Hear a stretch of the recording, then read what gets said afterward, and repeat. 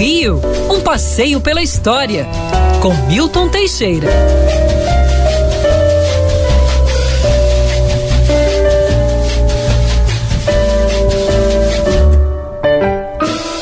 Professor Milton Teixeira, nesse friozinho, um pianinho pra esquentar a nossa sexta. Bom dia, professor.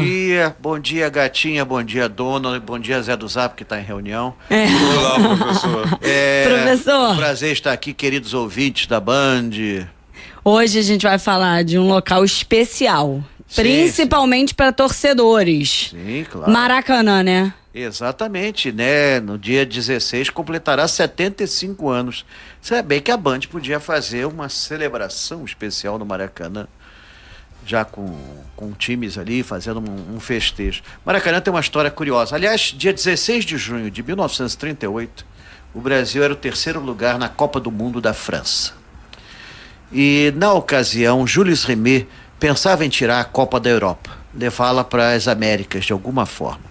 O jornalista Gilberto Cardoso, que hoje dá o nome ao Maracanãzinho, sugeriu o Brasil.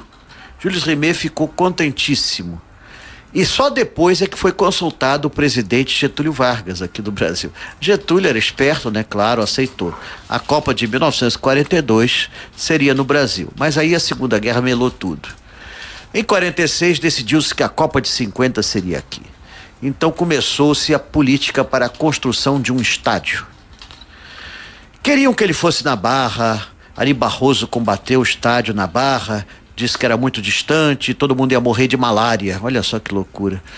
E finalmente, depois de 2 anos de discussão, decidiu-se que ele seria próximo ao Rio Maracanã, onde tinha sido um derby de corrida de cavalos, o Derby Club, que pertencia ao famoso engenheiro Paulo de Fronten. Ali seria feito o estádio, um local icônico, perto das entradas e saídas da cidade, no final da Presidente Vargas, estava tudo perfeito.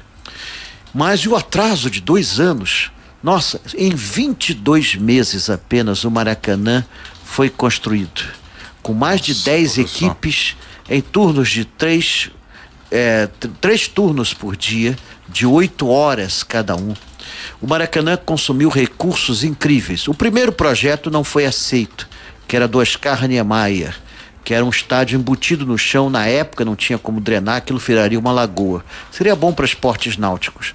Mas em 1946 o projeto vencedor era de 4 arquitetos: Pedro Paulo Bernardes Basto, Antônio Dias Carneiro, Orlando Azevedo e Rafael Galvão. Rafael Galvão depois projetaria o estádio do Mineirão, em Belzonte. O Maracanã foi possível de ser feito em 22 meses graças à coordenação do Exército. A prefeitura assumiu uma empresa que faliu, ele foi loteado por várias empresas, uma delas faliu, a prefeitura assumiu a obra e no dia 16 de junho, com todos os tapumes ainda nos lugares, as madeiras todas levantadas, o Maracanã foi inaugurado pelo presidente Eurico Gaspar Dutra e pelo prefeito Marechal Ângelo Mendes de Moraes, que aliás colocou o busto na entrada do Maracanã. Esse busto teria um fim trágico. Depois da perda para o Uruguai, nós jogamos o busto do Rio Maracanã. Nossa, professor. Aliás, dizem que não era o busto do prefeito, pegaram um busto do Mussolini e botaram lá, porque o prefeito era a cara do Mussolini, do ditador italiano. Maracanã foi inaugurado com festas, mas sem jogo. No dia seguinte teve um combinado, Rio-São Paulo, venceu São Paulo. O primeiro gol foi de Didi. Foi o primeiro gol no mundo saudado por 200 mil pessoas. Essa era a capacidade original do Maracanã. Detalhe, o engenheiro Antônio Alves de Noronha, que fez os cálculos estruturais, não sabia calcular aquilo. Nunca tinha feito uma estrutura de tal porte no planeta Terra. Então todas as estruturas foram muito reforçadas, de modo que o Maracanã pode aguentar muito mais gente do que recebe ou recebeu no passado. Por incrível que pareça, o maior inimigo da estrutura do Maracanã é a urina dos torcedores. E dependendo do torcedor, a urina dissolve qualquer coisa. Bom, mas voltando aqui à vaca fria. 3 dias depois começava a Copa de 1950, a 4ª Copa do Mundo. As pessoas nas escolas haviam treino para que as crianças ensinassem aos pais a não falar palavrão no Maracanã, porque nós íamos aparecer perante o mundo. Olha o que mais. Tinha isso também.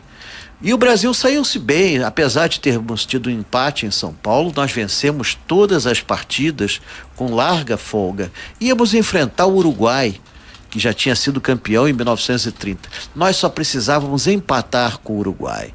E no primeiro tempo ainda, Bigode fez um gol. Que beleza! Já estávamos na frente, 1-0. Logo depois, Schiaffino, pelo Uruguai, fez o segundo gol.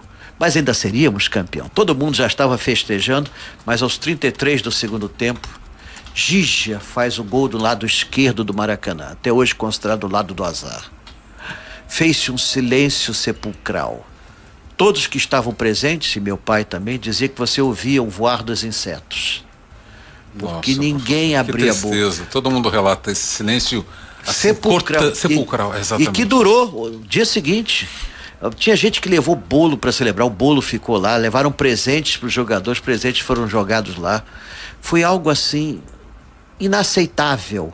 O Brasil perdia em casa, no estádio, que custou caro e que foi um exemplo para o mundo. Aliás, todos os estádios hoje em dia se baseiam no Maracanã. O Maracanã foi o primeiro estádio a se preocupar com acessibilidade, colocando rampas em vez de escadas.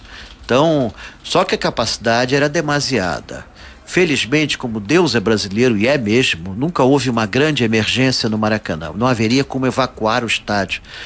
O concreto que se usou no Maracanã daria para fazer prédios de 10 andares por toda a extensão da Presidente Vargas, que são quase 4 quilômetros. A areia usada daria para capear todas as ruas com areia no Rio de Janeiro. As ferragens dariam a volta ao mundo por 2 vezes e meia. O concreto utilizado era de tal qualidade que até hoje apresenta ótima conservação. Só o futebol brasileiro é que está precisando de um reforço melhor, porque parece que estamos com... A propósito, uma curiosidade meio mórbida, 2 torcedores ainda continuam no Maracanã desde 1950, foram concretados dos alicerces. Estão lá. Nossa, estão lá, foram as únicas vítimas assim da obra do Maracanã. Tornou-se um dos símbolos do Rio, uma das maravilhas da cidade, um patrimônio cultural do Brasil. Hoje o Maracanã é conhecido em todo o mundo e homenageia o jornalista Mário Filho. Felizmente não mudaram-lhe o nome, queriam botar estádio Pelé, estádio sei lá das quantas, mas o Maracanã manteve esse índice. E Maracanã era apenas um periquito que era abundante na região e que eu já tive um em mãos, bem brincalhão, bem barulhento, bem de acordo com a torcida brasileira. Professor, sabe que no Maracanã tem um tour muito legal de fazer, sim, mas não é mais legal que os nossos passeios. Sim, nós vamos ter um amanhã. Opa, professor. Amanhã, às 9 horas da manhã, na Igreja da Glória do Outeiro. Ali no morro, lá no alto, não é lá embaixo não. Você tem um elevador que leva até lá em cima, ninguém precisa subir a ladeira da Glória, mas quem quiser fazer o exercício, à vontade. Eu vou de elevador, tá?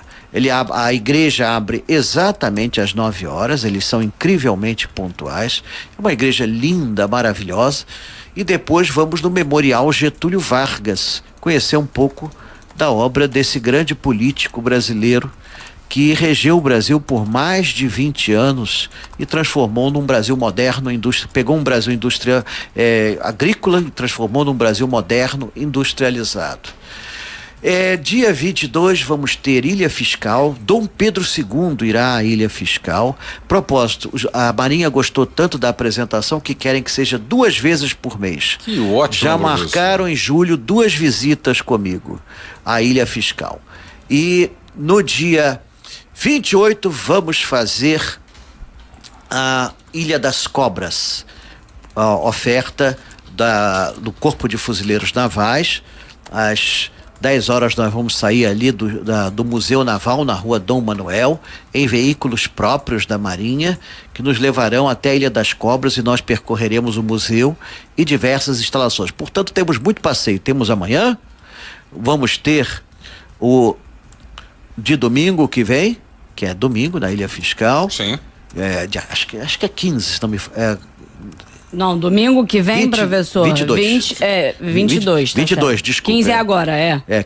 14 amanhã, Isso. na Igreja da Glória, 22 na Ilha Fiscal e 28 na Ilha das Cobras. E o mês Muito todo, bem, então, Mês todo de professor. programação. Muito bom, professor. Muito bom, só que eu amanhã, depois eu vou pra Feira da Praça 15, fazer parceria lá com a minha mulher.